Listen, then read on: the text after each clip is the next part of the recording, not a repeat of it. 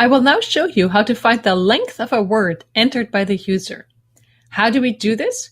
We simply count the letters of the word, which means we go through all the letters from the first to the second to the third until we get to the end of the word. How do we know we have hit the end of the word?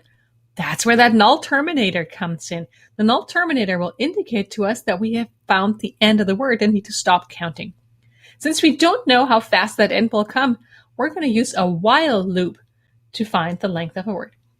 Let's go check this out.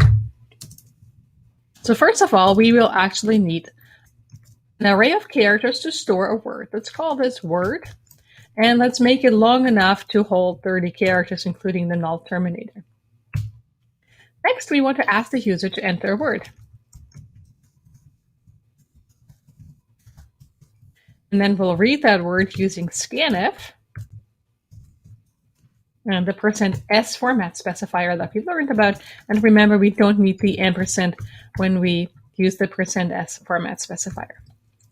So now comes our loop.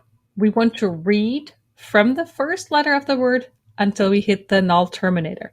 What is the first letter of the word? It is word of 0. And then we want to go to word of 1, word of 2. So we're going to need a counter that counts through all the letters of the word. Let's call that counter I and set it at 0 initially so that we can start looking at the first letter of the word, which has index 0. So we want to use a while loop. And so while word of I is what? It's not the last character. How do we recognize the last character? We would recognize it by being the null terminator. So if we hit that null terminator, we should stop this loop. So we want to continue this loop while we're not there. So while word of I is not equal to the null terminator, we want to keep working our way through the word. And what does that mean? We simply need to increase this counter by 1. While we haven't hit the null terminator, we can keep advancing until we actually hit the null terminator. Once we do hit the null terminator, we know that we have found the end of the word. And since that is the letter that is actually the first letter after the word is over, it seems like we have gone one letter too far. But since I started at 0, the value of I will be exactly the length of our word. So we can simply print that out, and we'll check this out in a second. %s has word length %d. And then we need to print out word for %s and I for its length. Let's quickly run this. Run. Please enter a word. How about vacation? And it has 1, 2, 3, 4, 5, 6, 7, 8 letters. Vacation has word length 8. Let's run this for another word to make sure it actually works. How about chocolate? It has word length 9. CHOCOLAT. And it has 9 letters. Now let's visualize what actually happens in memory in this program. And remember, Codecast has some amazing visualization tools. And we're going to use one of those right now. It's the Show Array tool. This is a tool that does not work elsewhere. It only works in Codecast as a pedagogical tool. It tells Codecast to show the memory where words stored, and it will also show the values of I and as they relate to these memory locations. So now we have to compile the program again, and we're going to run it step by step rather than running the whole thing so that we can actually look at the memory representation. So first, the array word is initialized right here. Array word is right there in memory. It has 30 spaces.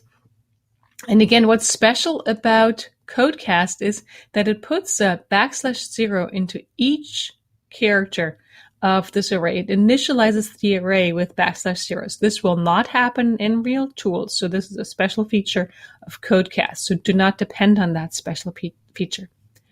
Next, the user is going to be asked to enter a word with the scanf command here, and so I need to actually do that. So how about we go back to vacation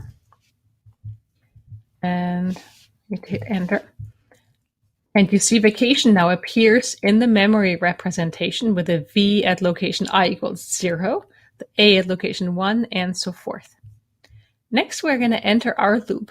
I has the value 0, which we initialized it with, and we're going to go through this loop step by step. So first, we're going to check whether word of 0, because I is equal to 0, word of 0 is not equal to the null terminator. Indeed, it is not, which means, because it has the value v, that we can increase I by 1.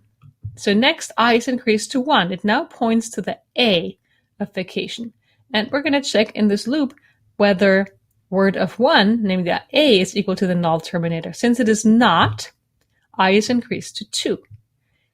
Word of 2 is C. It's not equal to the null terminator, so I advances to 3.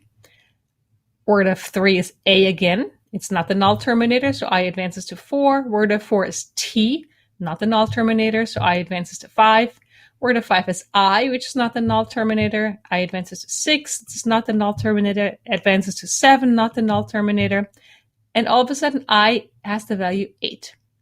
Word of 8 is the null terminator because the word is over right there.